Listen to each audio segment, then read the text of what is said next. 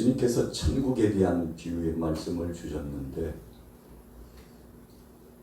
천국 비유의 말씀 가운데 그 주인이 종들을 급하게 가지고 자기의 아들의 혼인집 그 혼인잔치에 사람들을 초대하는 것과 같다.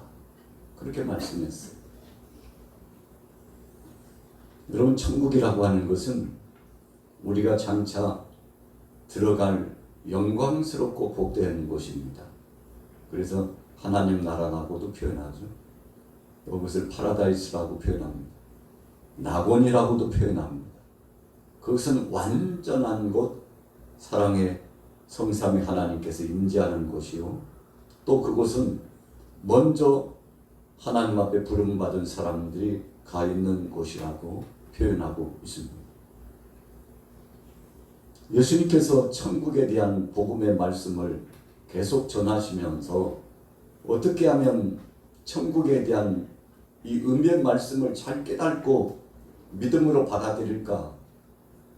그렇게 생각하시면서 좀 더 알아듣기 쉽게 하나님의 뜻을 밝히 깨달아 주님 뜻대로 살아 모두 다 천국에 입성하는 자 되도록 하시기 위하여 비유를 통해서 말씀해 주셨습니다. 여러분, 비유라고 하는 것은 두 가지 목적이 있다고 했습니다. 첫째는 감추는 겁니다. 해당사항 없는 사람들에게는 감추는 겁니다. 그 은혜의 혜택을 받아서는 안 되는 사람들에게는 숨기는 겁니다. 그래서 비유는 택한 사람들을 위해서 주시는 겁니다. 오늘 저와 여러분들과 같이 하나님의 은혜 안에 거하고 천국 백성 될 만한 믿음을 가진 사람들, 그래서 그들이 하나님 나라에 입성할 수 있는 은혜의 역사를 체험할 수 있고 그 감격스러운 나라에 들어올 수 있도록 깨닫기 쉽도록 알기 쉽도록 그 길로 들어서기 쉽도록 하나님께서 친히 성령 안에서 도와주시는 역사를 진행하시는데, 특별히 말씀을 풀어서 비유로 주신 것은 믿는 사람들에게는 이 영광스러운 은혜의 역사에 들어오시도록 하게 하시는 것이고, 그러나 믿지 않는 사람들, 불신앙으로 나가고 거역하는 사람들은 도저히 그곳에 들어올 수 없도록 차단하시는 역사가 바로 비유의 말씀인 겁니다. 여러분, 그래서 예수님 그렇게 말씀하셨잖아요. 어떤 사람들에게는 감추어져 가지고 눈이 있는데 보지 못한다고 그랬어요. 귀가 있는데 듣지 못해요. 참 얼마나 안타까운 것입니까? 오늘 예수님께서 주신 이 말씀의 의미는 바로 오늘 저와 여러분들에게 영광스러운 나라, 은혜의 나라, 하나님 나라에 들어갈 수 있도록 역사하시기 위한 하나님의 뜻이 있는 줄로 믿습니다. 우리 같이 따라해 보겠습니다. 혼인잔치의 비유. 혼인잔치의 비유. 이 혼인잔치는 어떤 잔치입니까? 아들을 위한 잔치. 하나님의 아들이 영광스러운 잔치에 그 중심격으로 등장합니다. 오늘 본문 말씀 한번 보세요. 자, 1절과 2절 같이 읽어보겠습니다. 시작. 예수께서 다시 비유로 대답하여 이르시되 천국은 마치 자기 아들들을 위하여 혼인잔치를 베푼 어떤 임금과 같으니. 여러분, 자기 아들을 위하여 그랬습니다. 그러니까 이 아들은 누굽니까? 우리가 신약으로 넘어와 보면 예수님께서 이 땅에 오셔서 오늘 저와 여러분들을 위해서 영광스러운 그 은혜 반열에 동참할 수 있도록 신실하신 그 역사를 나타내시고 함께하여 주셔서 구속자로서 십자가에 못 박혀 죽으셨는데, 여러분, 이 은혜의 뜻은 바로 저와 여러분들이 천국에 입성할 수 있는 놀라운 은혜 반열에 들어갈 수 있는 길을 열어주신 겁니다. 그런데 이런 역사를 잔치자리로 표현해 주셨습니다. 여러분, 그래서 예수님을 우리가 신랑이라고 고백하잖아요. 신랑 되신 그 주님. 저와 여러분들은 누구죠? 신부. 주님 앞에서의 신부예요. 그래서 이 혼인집 잔치에 그 아들을 위하여 진행한 이 잔치는 예수님을 위하여 진행한 잔치지만 더 적극적으로 해석해보면 저와 여러분들을 위한 잔치입니다. 신랑 되신 예수님을 우리가 신랑으로 모셔드리고 그분과 함께하는 은혜의 잔치가 되고 영광스러운 잔치가 되고 이 축복의 복된 잔치가 됐는데, 여러분 이 잔치 자리에 너무나 복되고 감격스러운 자리를 준비해 놓고는 그 주인 되신 그분이 동네에 나가서 무수한 사람들에게 초대장을 발부하잖아요. 왜 초대장을 발부합니까? 이 잔치 자리에 참여해서 함께 누리자고 하는 것입니다. 여러분 신랑 되신 예수님을 모셔드리고서 그분 앞에 함께 이 혼인집 잔치에 동참하는데, 예수님을 구주로 영접하고 그분을 나의 신랑으로, 하나님을 나의 아버지로 모셔드린 모든 사람들은 바로 믿음의 사람이 되고 구원받은 사람이 되고, 또 이 잔치집에 들어온 사람들에게는 다 예복을 나눠준다고 그랬습니다. 여러분 그래서 우리가 요한계시록에 보면 세마포 옷이 등장하게 되는데, 이 세마포 옷이라고 하는 것은 아무나 입는 것이 아닙니다. 하나님이 인정해 주셔야 이 옷을 받아 입을 수가 있습니다. 그래서 요한계시록에 보면 옳은 행실을 통해서 구원함을 받을 만한 믿음을 가진 모든 사람들에게 이 세마포 옷을 입혀주었습니다. 그런데 그 현장에 누가 계셨습니까? 어린 양 대신 예수 그리스도께서 그 자리에 함께하고 계시는데, 여러분 그래서 예수님을 신랑 대신 나의 주님으로, 나의 동반자로, 나의 일거수일투족, 나의 전부를 위하여 죽으시고 부활하신 그 영광스러운 은혜에 감사하면서 한평생 그분을 나의 신랑으로 모시면서 살겠다고 하는 이런 결단과 믿음을 가진 사람들에게 세마포 옷을 입혀 주었죠. 여러분 그래서 이 세마포 옷은 성도들의 옳은 행실이라고 그랬는데, 정말 우리가 옳은 행실을 하나님 앞에 보일 만큼 의로운 자였기 때문일까요? 그런 뜻이 아니에요.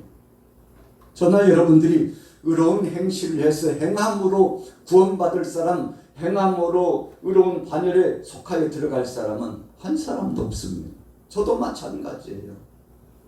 여러분 생각하는 것이나 말하는 것이나 행동하는 것이 다 하나님의 뜻을 거스리고 불순종하고 거역하고 좋은 일과 선한 삶의 행보를 진행해 나간다고 하지만 나중에 보면 억척스럽게 하나님의 뜻을 거스르면서 살아나가게 됐던 우리의 모습을 돌이켜보면 역시 나는 심판받아 마땅한 존재다, 그렇게 생각할 수 있는 것이죠. 그래서 하박국서의 말씀에는 의인은 없나니 하나도 없다고 말씀했습니다. 히브리서의 말씀과 로마서의 말씀에도 동일하게 말씀합니다. 우리가 구원받는 것은 믿음으로 말미암아 구원받는 것임을 분명히 말씀하고 있죠. 그래서 이 세마포옷이라는 것은 사랑의 예수님께서 입혀주시는 예복입니다. 오늘 주인이 자기 아들의 이 혼인잔치를 위해서 모여있는 모든 사람들에게, 초대받은 모든 사람들에게 공통적으로 예복을 다 나눠줬잖아요. 그래서 앞에 들어오는 초입에 예복을 입은 사람만 들어가도록 되어 있습니다. 누구나 할 것 없이요, 다 예복을 주는 거예요. 초대에 응한 사람에게는 그 몸이 쇠약해져 가지고 좀 눈이 이상하고 또 손이 이상하고 발도 이상하고 그리고 쩔뚝거리기도 하고 몸이 기웃덩거리기도 하고 뭔가 불안전한 모습이 있기도 하고, 그럼에도 불구하고 다 초대장을 발부해 가지고 다 잔치 자리에 참여하라고 그랬지 않습니까? 여러분, 그래서 이 비유의 말씀은 영적인 의미가 부여되어 있습니다. 누구든지 예수 그리스도를 구주로 영접하는 자는 다 이 잔치에 들어올 자격이 있다는 사실을 말씀하는 거죠. 오늘 성경 읽어볼게요. 3절 4절 읽습니다. 시작. 그 종들을 보내어 그 청한 사람들을 혼인잔치에 나의 소가 살찐 짐승을 잡고 모든 것을 갖추었으니 혼인잔치에 오셔서 하라 하였더니. 여러분, 참 감사한 거죠. 다시 다른 종들을 보내가지고 청한 사람들을 이 초대 잔치에 참여할 수 있도록 다 불러들였어요. 여러분, 이것이 주님의 은혜입니다. 그럼에도 불구하고 3절은 처음에 초대했는데도 오지 않았어요. 이 사람들은 누굽니까? 맨 먼저 선택함을 받기에 합당하다고 생각하고 나는 믿음의 사람이요 하나님의 백성이라고 자처하는 유대인 중심의 사람들입니다. 오늘 2절과 3절과 4절의 동일선상에 나타나고 있는 이 두 부류의 사람들은 똑같은 부류의 사람들입니다. 그걸 적극적으로 할 수만 있으면 예루살렘 건동, 이 이스라엘 사랑하는 이 형제 자매들을 먼저 택하여 불러주셨는데, 여러분, 자칭 아브라함의 자손이라고 했기 때문에 저들에게 먼저 선민 의식 속에 있는 저들을 불러주신 거죠. 그러나 저들이 돌아봤나요? 돌아오지 않았어요. 다 핑계를 댔다고 말씀하고 있습니다. 자, 5절 말씀 한번 보세요. 5절 말씀 시작. 그들이 돌아보지도 않고 한 사람은 자기 밭으로 한 사람은 자기 사업하러 가고 그 남은 자들은 종들을 잡아 모욕하고 죽이니. 우리가 역사적으로 보면 구약 시대에 그 무수한 선지자들을 급파해 주었는데, 여러분, 선지자들을 멸시하고 하나님의 말씀을 받지 않았습니다. 자칭 아브라함의 자손이라고 하는 사람들이 그랬습니다. 유대인이라고 자처하는 사람들이 그랬습니다. 복음을 먼저 받아들였다고 자처하는 사람들이 그랬습니다. 지금도요, 유대 땅 이스라엘에 그 많은 유대인들이 지금도 유대교가 있잖아요. 유대교는 구약의 여호와 하나님만 인정하고 아버지로 모셔드리는 그런 신앙인들입니다. 예수님을 인정하지 않아요. 성령님의 역사하심에 대해서도 그 말씀을 희석시킵니다. 그래서 자신들은 유일신이다. 유일신은 여호와 한 분밖에 없어 라고 성경에 말씀하고 있는 여호와 한 분만 경외하고 그분만 따른다 해가지고 아들 대신 이익격인 예수님도 성령 대신 삼위격인 성령의 역사하심과 섭리하심도 부정합니다. 오순절날의 성령의 역사와 이 시대의 교회 역사를 부정합니다. 아직도 메시아는 오시지 않았다고 지금도 기다리고 있어요. 구약에 말씀하신 그 메시아를 지금도 유대인들은 기다리고 있어요.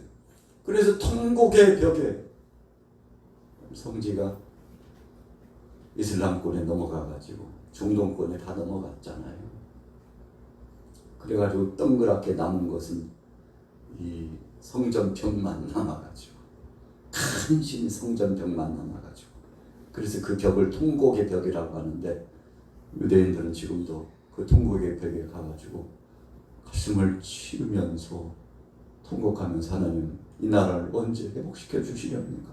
메시아를 언제 보내주십니까? 하고 지금도 기다리고 있다는 것이 얼마나 어리석은 자들입니까?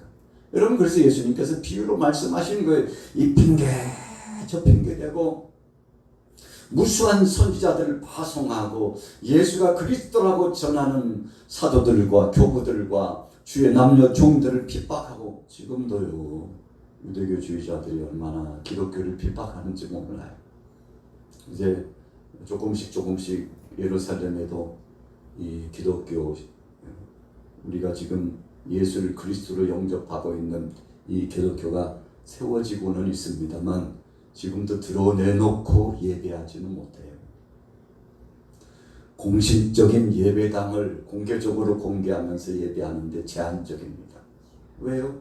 유대교주의자들이 오면 예배당에 불 질러버리고 또 예수님을 그리스도로 영접하는 사람들 잡아다가 쥐도새도 모르게 죽이기도 하고 지금도 여러분 출교시키고 불이익을 주고 초대교회 당시 그대로 지금도 자행하고 있습니다.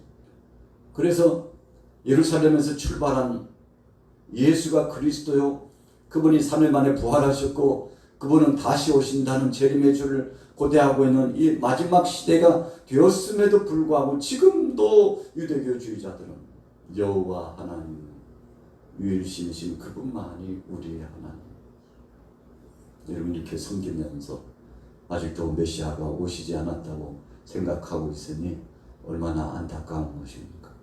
그래서 예수님께서 이 비유로 말씀을 해주셨고, 사실 2000년 전에 예수님께서 십자가상에 못 박혀 죽으신 것이 누구 때문에 죽음을 당했습니까? 이 유대교주의자들 때문에 못 박혀 죽은 겁니다. 그래서 바라바는 살리고 예수는 십자가에 못 박으라고. 예수는 신이 아니라는 겁니다. 메시아가 아니라는 겁니다. 하나님이 아니라는 겁니다. 그때 부정해가지고요 2000여 년 동안 유대인들이 세계를 유랑했잖아요.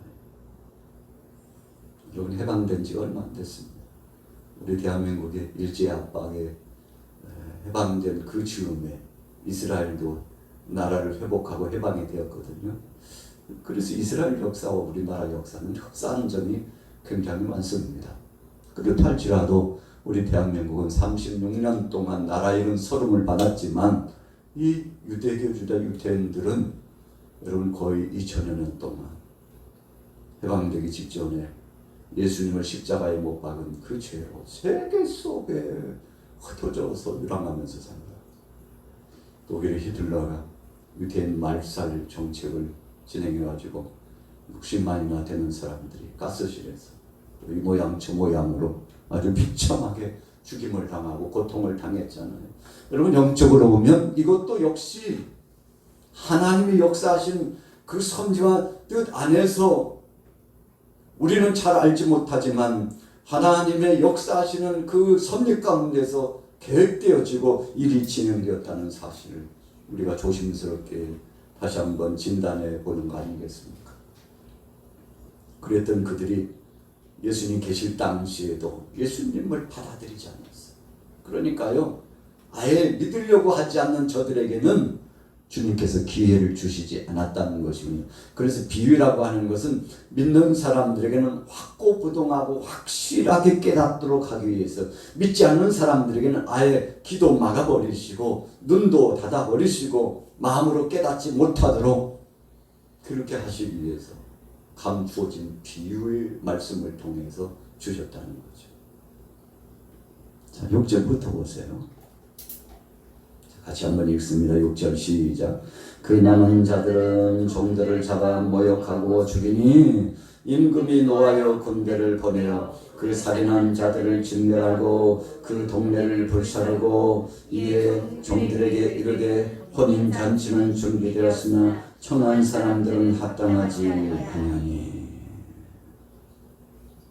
종들을 잡아 죽이고, 다른 성경에 보면 아들된 예수 그리스도도 죽였다고 했습니다. 누가요?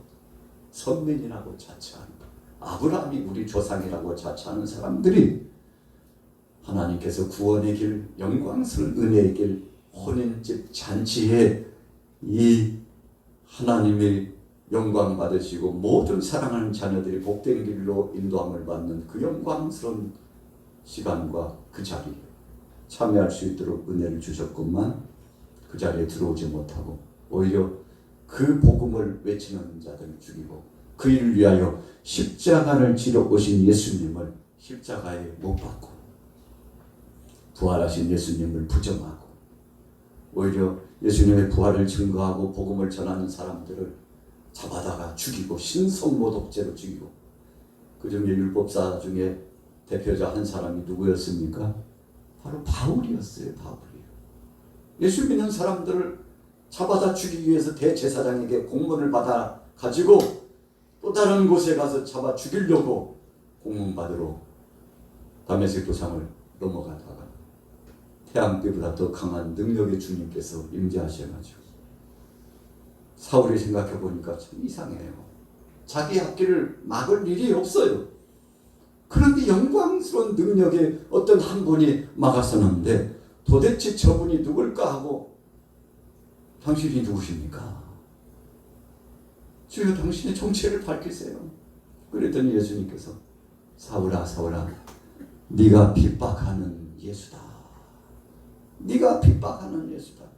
여러분 사울이 하나님 영광을 위해서 일한다고 일했지만 오히려 하나님 영광을 가리고 예수님을 위해서 하나님의 뜻을 위하여서 선한 행보를 행하는 것처럼 보여진 것 같았지만 오히려 그는 예수님을 핍박하는 자가 되었고 하나님의 영광을 가리는 자가 되었음을 나중에서 깨닫고 철저하게 회개하게 되었지 않습니까? 지금 예수님께서 앞으로 도래할 그런 이야기의 말씀을 주고 계시는 거죠. 그래서 임금 되신 하나님께서 진노하셔가지고 예수님을 십자가에 못 박은 다음에 얼마 지나지 않아가지고 로마의 디토스 장군이 로마 군대를 이끌고 들어와가지고 예루살렘을 점령하죠. 여러분 그때 예루살렘 성전이 파괴됩니다. 불타없어집니다. 예루살렘 온 성이 초토화가 됩니다. 그리고는요 일할 만한 젊은이들 또 쓸만한 여성들 할 것 없이 다 끌려갑니다. 아이된 여인들은 짓밟힘을 당하고 그리고 칼로 죽임을 당합니다. 아이들이 비참하게 삽입을 당합니다. 여러분 이와 같은 비극의 역사가 나타나는 것에 대한 말씀이 어떤 말씀입니까? 바로 7절 말씀이에요. 다시 한번 읽어볼게요. 7절 시작. 임금이 노하여 군대를 보내어 그 살인한 자들을 진멸하고 그 동네를 불사르고. AD 70년에 예루살렘에 있었던 일과 얼마나 흡사한지 여러분 온 동네가 불타없어지고 사람들이 아우성을 치면서 고통스럽게 죽어갔죠. 그것이 바로 무엇이었나요? 메시아를 십자가에 못 박으라고, 예수를 십자가에 못 박으라고. 빌라도가 그랬죠. 나는 이 판결에 대한 책임이 없다. 선택은 당신들이 한 거요. 선택은 당신들이 했다니까. 나는 살려야 된다고 그랬어요. 분명히 예수는 죄가 없다고 했어요. 지금 살릴 수 있는 기회가 있다고 당신들에게 이야기했지만 당신들은 오히려 바라보는 살리고 예수는 십자가에 못 박으라고. 예수는 그런 흉측한 죄를 범한 일이 없고 이런 차명에 처할 만한 일을 한 적이 없다고 변호해줬지만 무리들이 소리를 지르면서 예수를 십자가에 못 박으라. 그래서 빌라도가 너무 한심하니까 지난밤에 아내가 꿈을 꾸었는데 오늘 재판을 하게 되는 그분 예수님이 보통 분이 아니라고, 그분 함부로 하지 마시라고 빌라도의 아내가 조언을 해줬잖아요. 할 수만 있으면 피해가려고 했는데 군중들이요 봉기를 들고 일어날 것처럼 오늘 예수를 십자가에 못 박지 않으면 당신도 온전하지 못할 것이라고 봉기를 들 것처럼 광장에 무리들이 모여가지고 그러니까 빌라도 나는 이 죄에 대해서 책임이 없다고 대야에 물을 떠서 손을 씻지 않습니까? 여러분 그럼에도 불구하고 빌라도는 중한 책임을 나중에 지게 됩니다만 소리를 지르고 예수를 십자가에 못 박으라고 했던 그 모든 사람들이 얼마 지나지 않아서 철저하게 말굽에 짓밟히고 고통스럽게 사육당하고 죽임을 당하게 되는데 오늘 이 7절의 말씀을 보면 참 실감이 나지 않습니까? 임금이 노하여. 임금은 누굽니까? 하나님께서 택한 백성들에게, 사랑하는 이들에게 기회를 주었으나 아들의 이 혼인잔치에 참여할 수 있는 기회를 주었으나 예복도 주었으나 이 핑계 대면서 그 자리에 동참하지 않았을 뿐만 아니라 이 심부름을 전하는 종들, 그러니까 파수꾼들이죠. 선교사들, 목회자들, 전도자들, 교회에 사랑하는 믿음의 일꾼들이죠. 하나님이 급하신 사신들입니다. 잘하다가 아주 비참하게 다 죽였어요. 그리고는 저놈은 아들인데 아들은 상속자 아니야. 아들을 살려두면 안 되지 하고 아들까지 죽였다. 다른 성경에 말씀하고 있는데, 여러분, 아들 되신 예수 그리스도를 십자가에 못 박아 죽는 데까지 일에 가담했던 모든 자들이 그 죄에 얼마나 고통을 당하고 비참하게 심판을 받게 되는지. 여러분, 오늘 혼인집 잔치의 비유 가운데는 복음을 받아들이는 자에게는 살리는 역사지만 받지 않는 것 그 자체가 심판이라는 사실을 말씀하고 있는 거죠. 그래서 부자가 나중에 가보니까 지옥에 떨어졌어. 얼마나 자기의 삶이 비참하고 뜨겁고 고통스러운지.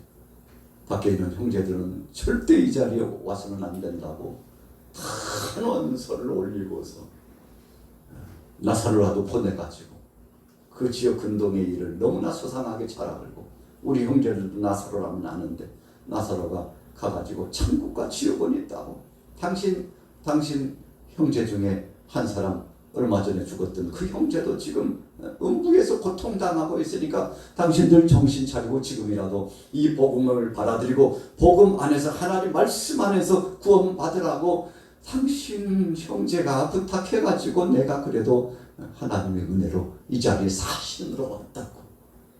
여러분, 부자의 소원이 그거였잖아요.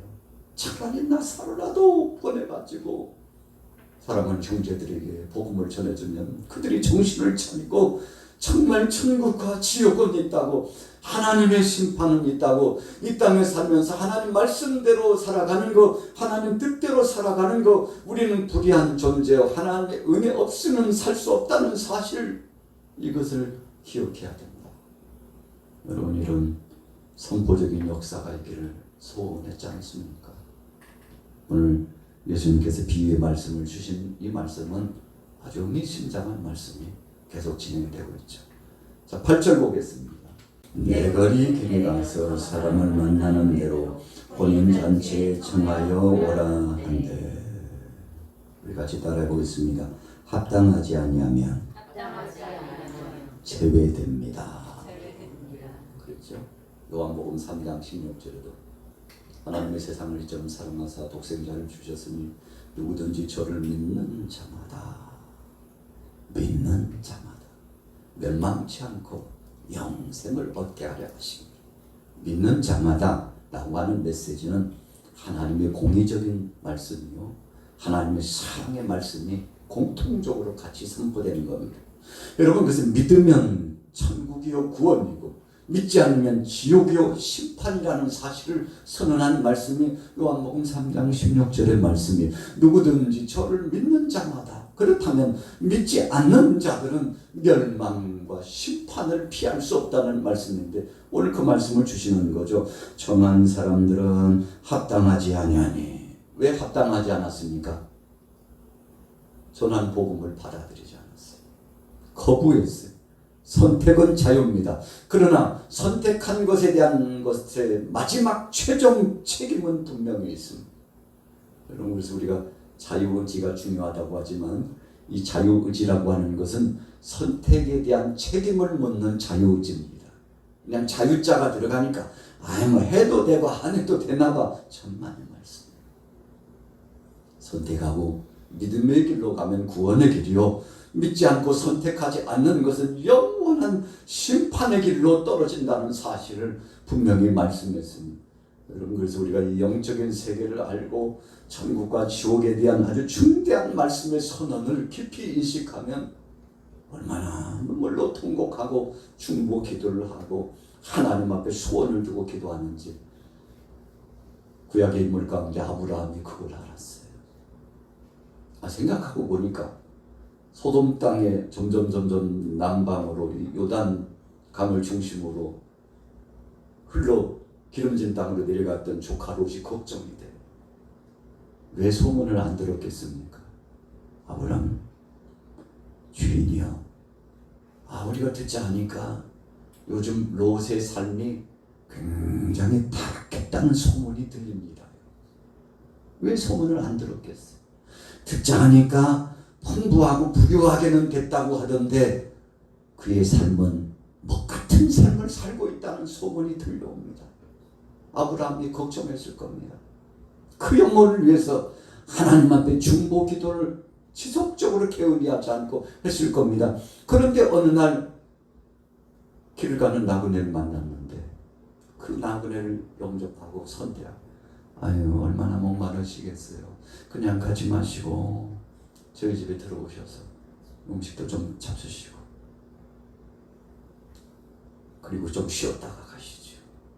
나그네를 늘 습관적으로 지나는 사람들마다 손 대접하기를 습관적으로 좋아했다고 히브리서에도 말씀하고 있잖아요. 복받을 수밖에 없는 사람은 그 삶이 다른 거죠. 여러분 그래서 우리가 그런 이야기를 하잖아요. 복받을 짓을 해야 복을 받지. 여러분 아브라함이 그런데 그 천사를 통해서 기쁜 소식이면 좋겠는데 비보를 듣습니다. 당신이니까 이야기해 주는데 사실 우리는 지금 소돔 땅을 정탐하러 가는 거예요. 소돔 땅을 둘러보러 가는 건데 하나님의 명령을 가지고서 그 땅이 심판받아 마땅한 땅이라고 거기에서 죄가 호소하고 핏값이 호소해서 지금 하늘을 찌르고 있는데 하나님께서 우리를 급하겠다고 그래가지고 지금 그 땅을 둘러보러 가는 길이라고. 하나님 말씀에 의하면 얼마 지나지 않아서 소돔과 고모라 땅이 유황불에 타서 심판을 받게 되리라고. 이 급보를 들었던 아브라함이 큰일 났죠. 하나님 앞에 나가서 직구하고 아련하고 하나님 앞에 눈물로 기도합니다. 하나님 듣지 않으니까 소돔 땅에 심판하신다는데 그 말이 맞습니까? 맞다. 하나님 그렇다면 그 땅에 의인 50명만 있다면 심판하지 말아 주시기 원합니다. 하나님은 자비하신 하나님이잖아요. 하나님은 사랑의 하나님이시잖아요. 아브라함이 얼마나 뜨겁게 기도를 했던지 하나님께서 아브라함의 기도를 응답하셨는데 의인 10명까지 축소해가지고요. 그 아브라함의 기도에 하나님이 응답하십니다. 그래서 소돔 땅은 의인 10명만 있으면 멸망당하지 않고 구원받을 수 있는 새로운 기회를 부여받을 수 있는 땅이었잖아요. 요나가 하나님 말씀을 받고 니느웨로 가가지고 아수르 수도에 네가 지금이라도 가서 니느웨 성에 가서 그 왕부터 시작해서 모든 사람들에게 지금 즉시 회개하고 자복하고 우상을 멀리하고 하나님 앞에 겸비하게 나오면 여호와 하나님께서 용서하신다고 하라. 그런데 요나가요 가지 않았어요. 나중에서 철이 들어가지고 나가서 하루길 동안 전했는데 사흘길 전해야 이 복음이 다 전파되는데 하루길 전했는데 소문이 얼마나 빠른지요. 왕부터 시작해서 하속들 심지어는 종들 짐승에 이르기까지 다 충만하게 다 모여가지고 심지어는 짐승에게까지 베옷을 입혀가지고 다 식음을 정피하고 회개하고 하나님 앞에 경배하여 나왔는데 참 요나가 배 아플 일이죠. 저 강팍한 자들이 저렇게 빨리 돌아올 줄은 몰랐을 거예요. 이번에 내가 하나님 말씀 순종하기는 순종하지만 저 강팍한 것들이 하나님 말씀 들을 일은 만무하고 아예 전에서 손해볼 걱정하고 전했는데 그냥 시험 삼아 전했는데 어쩔 수 없는 상황 가운데 전했는데 부스러기 같은 그 복음이지만 저들이 그 복음을 받고 세상에 이런 기회를 우리에게 주시다니 하루길을 가서 전했는데 온 백성들이 나와서 철저하게 회개하고 자복하고 하나님 앞에 나오는데 하나님께서 저들을 용서하여 주셨지 않습니까?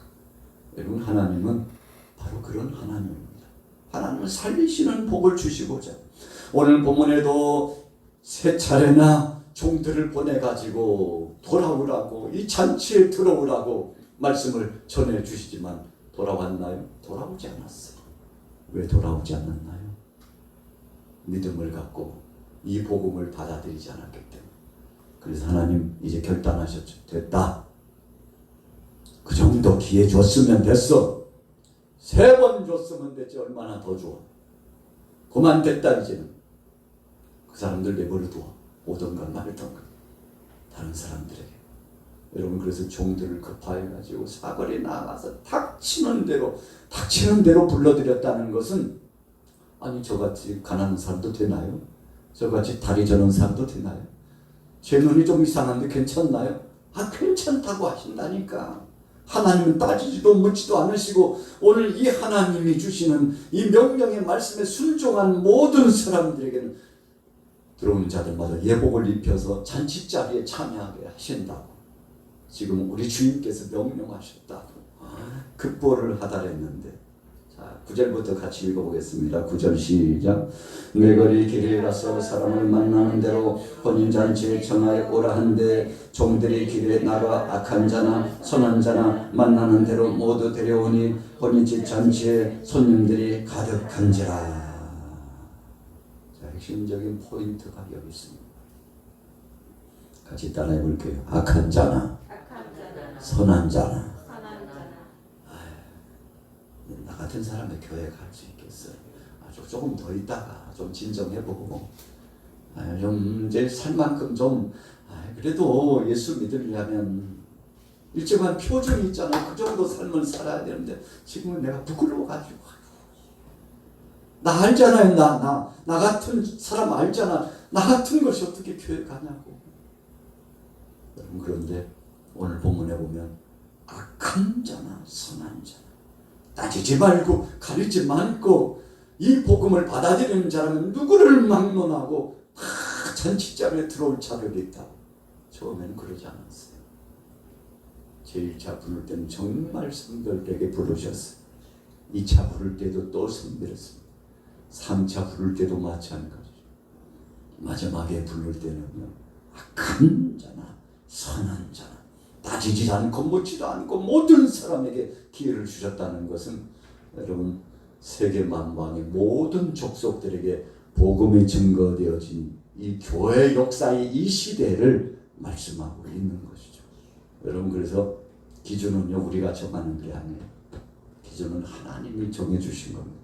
악한 자나 선한 자나 하나님의 은혜 가운데 나 같은 죄인도 불러주신 것을 감사하고 감격하고 자복하고 회개하면서 나 같은 자에게도 기회를 주신 어르신 감사하다고. 그러면 알았어. 여기 들으려면 그냥 못 들어와. 철저하게 자기 자신의 신분과 자기 자신의 삶을 내려놓고 주인의 말씀에 순종하고 이 예법에 따라서 이 예복을 입는 사람만 들어올 수 있어. 그런 것을 눈앞에 들어오는 진입하는 사람들마다 다 옷을 내줘가. 저 탈의실이지. 당신은 우측에 갔어. 당신은 저 좌측에 갔어. 입고 들어와. 그냥은 못 들어와. 여러분 다 예복을 나눠줬다는 거예요. 그런데 오늘 본문 보면 참 희한한 일이 생기게 되지 않았습니까? 자, 10절 11절 같이 10절부터 읽습니다. 시작. 종들이 길에 나가 악한 자나 선한 자나 만나는 대로 모두 데려오니 혼인잔치에 손님들이 가득한지라. 임금이 손님들을 보러 들어올세 거기서 예복을 입지 않은 한 사람을 보고 이르되 친구여 어찌하여 예복을 입지 않고 여기 들어왔느냐 하니 그가 아무 말도 못하거늘. 아니 당신은 왜 옷을 안 입고 들어왔어? 내가 종들에게 다 한 벌씩 나눠주려고 그랬는데 아니 왜 안 입고 들어와서? 아유 입고 들어온 줄 몰랐는데요. 어디 있어?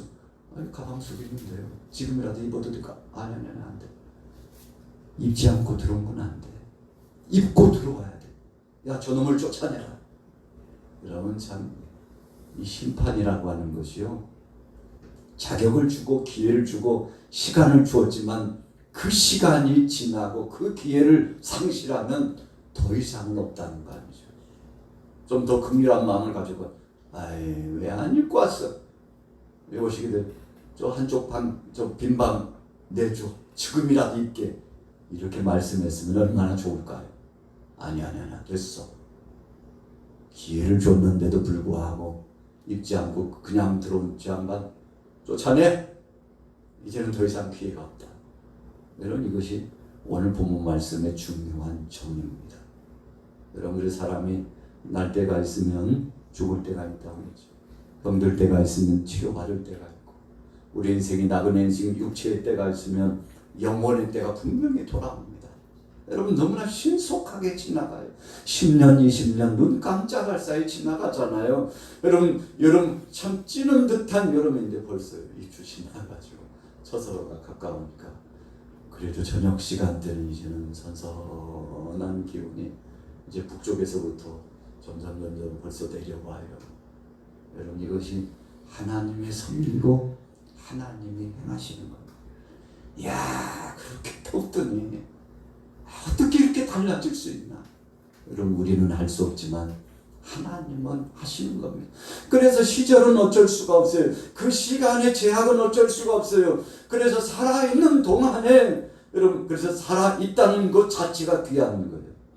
여러분 사람이 죽으면요 더 이상 움직이지도 못하고 숨도 쉬지 못하고 아무 일도 할 수 없습니다.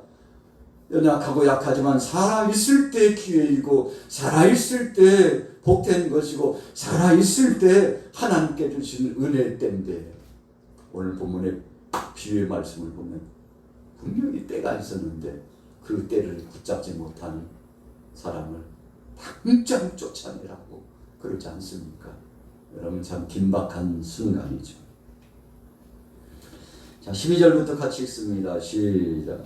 이르되 친구여 어찌하여 예복을 입지 않고 여기 들어왔느냐 하니 그가 아무 말도 못하거늘 임금의 사환들에게 말하되 그 손발을 묶어 바깥 어두운 데 내 던지라. 거기서 슬피 울며 이를 갈게 되리라 하니라. 청함을 받은 자는 많되 택함을 입은 자는 적으니라. 이게 무슨 말씀입니까? 오늘 결론의 말씀인데요. 청함이라는 것은 부름을 받은 사람은 많다는 것. 저도 마찬가지고 여러분들도 부름 받았어요. 세상에 우리 교회 밖에 있는 사람들도 무수하게 부름 받습니다. 누구를 통해서든지 부름 받습니다. 그런데 부름은 받았지만 택함을 받지 못한 자가 많다는 거죠. 여러분 택함을 받았다는 것은 오늘 본문처럼 주인이 다 확인합니다. 예복 아니 저 끝에 왜 예복 안 입었어? 왜 웃두리는 입었는데 아랫두리는 안 입었냐고 완전하게 갖춰야지. 여러분 다 체크한다는 거죠. 그래서 옷을 입었는지 안 입었는지 체크하는데 그 순간이 택함을 받는 순간이 벌써 다 입었네. 내가 준 예복을 다 입었구만. 여러분들 다 보세요. 똑같은 옷 다 입으셨네. 뭐 유니폼 입은 것처럼 다 똑같은 옷을 입었는데 여러분 하나님 나라는 그런 것입니다. 예수 그리스도 안에는 성도라고 하는 이름으로 다 똑같아요. 목사님은 다르고 장로님 권사님은 다르고 이런 것이 아니라 성도라고 하는 하나님의 자녀라고 하는 이 신분으로 하나님 앞에 똑같이 세마포 옷을 입은 주님이 주신 신부로서의 옷을 입은 사람으로서 다 통일시 똑같은 택함 받은 자로서 서게 된다는 것입니다. 여러분 그래서 세상의 대통령도 국회의원도 다를 바 없습니다. 하나님 앞에서는 다 똑같은 거룩한 바늘의 성도로서 서게 되는데 오늘 저와 여러분들이 예수님 때문에 하나님 앞에 서게 되는데 그냥 서지 않고 예수님의 보혈의 피에 값진 은혜의 옷을 입고 서게 되는데 그래서 아담과 하와가 죄를 범하고 무화과 나무 잎으로 옷을 만들어 입었는데 햇빛이 내리쬐니까 말라가지고 앙상하죠. 부스스스스스 풀어져 없어져. 또 따가지고 만들어 입으면 또 말라서 없어져. 하나님이 보시고 안타까워가지고 그렇게 그곳이 수치스럽냐? 이리와라. 어린 양을 잡아가지고 그 양 가죽을 가지고 옷을 지어가지고 아담 입어, 하와 너도 입어. 아담에게도 입혀주시고 하와에게도 입혀주셨어요. 여러분, 이 가죽 옷의 의미가 무엇입니까? 상징적인 영적인 의미인데 예수 그리스도께서 대신 주셔서 보혈의 피의 공로, 그 은혜의 값진 은혜의 옷을 여러분 아담에게도 입혀주시고 하와에게도 입혀주신 것처럼 이 세상 만 백성들에게 이 은혜의 옷을 입으라고 내어주는데 다 불러서요 옷을 내어줍니다. 그런데 어떤 사람은요 그 옷을 입는 사람이 있고 어떤 사람은 입지 않는 사람이 있는데 입지 않는 사람은 택함을 받을 수 없습니다. 청함은 받았죠. 부름은 받았죠. 그러나 믿음의 옷을 입지 않는 사람은 택함을 받을 수가 없어요. 들어갈 수 없어요. 입성할 수 없어요. 그 잔치자리에 들어가서 신랑 되신 그분과 함께 할 수 없어요. 여러분, 그래서 아들을 위한 잔치라고 그랬는데 신랑 되신 예수 그리스도를 위한 영광스러운 잔치에, 그 혼인집 잔치에 온 성도들이 동참해서 호산나 호산나 다윗의 자손 예수 그리스도를 찬양하고 우리는 신부입니다. 당신은 신랑 되십니다. 당신만이 내 삶의 전부라고. 왜 신랑이고 왜 우리가 신부입니까? 뗄래야 뗄 수 없는 불가분의 관계라는 것이요, 한 몸과 같이 되었다는 뜻이요. 그래서 하나님의 은혜의 옷을 입고 구원받은 자라는 상징적인 의미를 부여해 주셨기 때문에 그런 것이죠. 여러분, 그래서 우리의 은은 없습니다. 예수님이 나를 위하여 십자가상에 못 박혀 죽으신 그 은혜의 옷으로 말미암아 우리가 완전하게 되었고, 그래서 사탄이 와가지고요 이런 제목으로 저런 제목으로 참수하는데 그때 예수님 말씀합니다. 그래서 내가, 그러기 때문에 내가, 그러므로 내가 저를 위하여 죽었잖아. 저의 죄와 허물을 위하여 내가 대신 죽었다니까 하면 참수하는 자들이 유구무원이고 한 길로 왔으나 일곱 길로 떠나가고 사랑한 모든 자를 예수님께서 품어주시면서 위로해 주시게 되는데, 여러분, 그래서 믿음으로 구원받는 이 영광스러운 은혜의 역사가 오늘 본문 말씀 22장 1절부터 오늘 14절까지의 말씀인데 우리 같이 따라해 보겠습니다. 우리는 택함을 받은 하나님의 자녀입니다. 여러분, 택함 받았다는 것은 확 움켜줘서 끌어올려 견인해 줬다는 거예요. 우리 힘으로는 못 가니까요. 옷만 입으면 마치 옷덜미를 꽉 붙잡으신 것처럼 자격 있는 너를 내가 품어주고 안아준다고. 여러분, 사랑의 의의 옷을 입혀주셔서 우리를 불러주셨는데 얼마나 감사한지. 그래서 오늘 금요일 날도 여러분 이렇게 나오셔서 기도하는 자리에 함께 동석하고 또 인터넷 방송으로도 함께 동석하고 함께 마음을 모으고 있는데 우리 사랑의 주님이 다 기억하실 줄로 믿습니다. 오늘 여러분들 이 택함 받았다는 사실에 감사하고 하나님 앞에 영광 돌리고 끝까지 흔들리지 말고 믿음으로 승리하시기를 예수님의 이름으로 축원합니다. 소리를 같은 마음으로 계신 열심히 아래로 같은 데로 같은 마음으로 계신 아래로 같은 데로 같은 아버지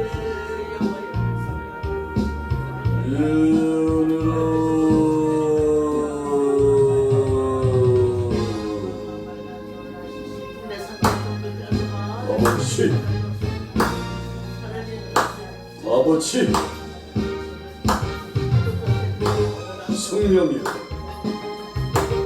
급속한 치유의 권능으로 하루가 되시는 것을 급속한 치유의 권능으로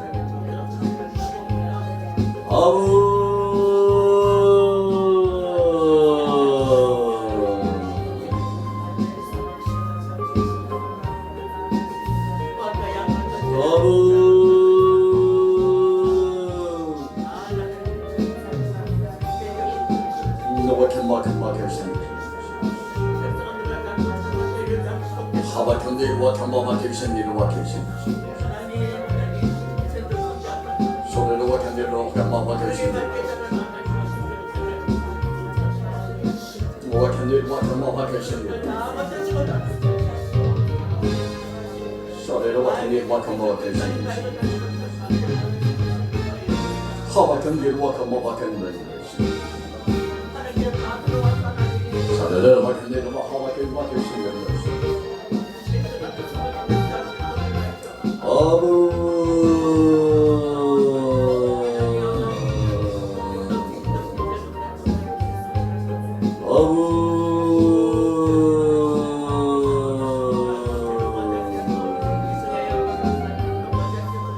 샤레로 와켄딜 와켄마 노래로 와켄마 맡겨주시옵소서. 샤레로 와켄딜 와하와켄 맡겨주시옵소서. 하와켄길 와하와켄마다이라 와켄신리신노지 하와켄길 와켄델 와켄신리 와켄마켄신리 우리 사랑하는 모든 동역자 우리 교역자들 아버지 하나님 우리 각 기관 우리 장면만 심산 권산 격산 또 기관남전 대여전 대권사 기관 임원들에게 함께하여 주시고 성령으로 역사하여 성령으로 역사하여 주옵소서. 우리 세기관 지구 전선을 기억하여 성령의 복음 증거의 사역을 위하여 헌신하며 하나같이 뭉쳤습니다. 하나님 올해 2024년도에 더 많이 선교, 더 많이 구제하고 주님 주신 사명 감당하여 이 땅에 하나님 나라를 건설해 나가는 부족함이 없고 하나님 나라 건설에 부족하며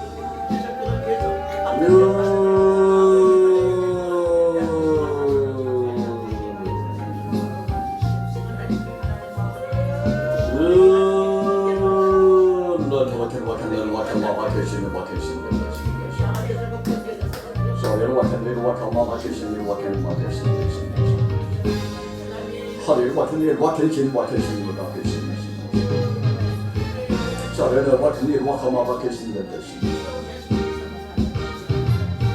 샤레로 와켄딜 와카마 바케신.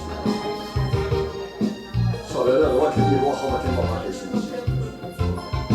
샤레로 와켄딜 와카마 바케신. 바케신. 악한 원수막의 원수야. 너스런 예수 이름을 영원. 사탄아 떠나라. 사탄아 악한 원수막의 원수를 떠나라.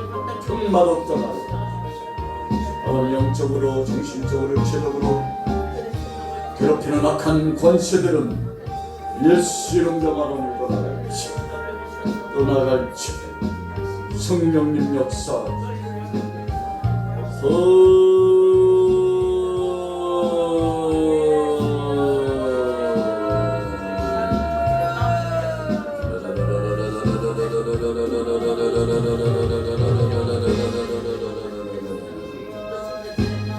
하와켄딜 와켄딜 와카마 바케신리 와카마 바케신리 하레 와켄딜 와카마 바케신리 와카마 바케신리 와케신리 샤레 와켄딜 와케신리 예수 이름 권세와 능력으로 예수 이름 권세와 능력으로 예수 이름 권세와 능력으로 예수 이름 권세와 능력으로 아버지